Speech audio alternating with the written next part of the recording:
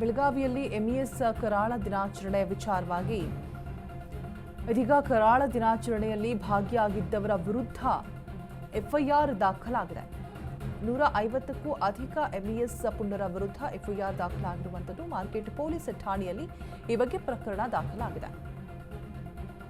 Kannada ರಾಜ್ಯೋತ್ಸವದಂದು MES ಕರಾಳ ದಿನಾಚರಣೆ ಆಚರಣೆ ಮಾಡಲಾಗಿತ್ತು.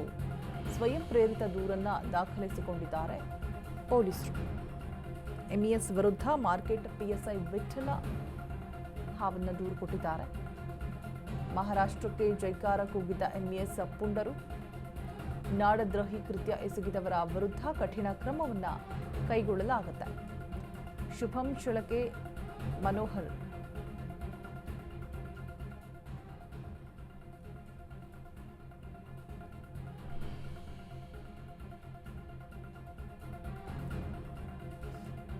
ಬೆಳಗಾವಿಯಲ್ಲಿ ಎಂಇಎಸ್ ಕರಾಳ ದಿನಾಚರಣೆ ವಿಚಾರವಾಗಿ ಇದೀಗ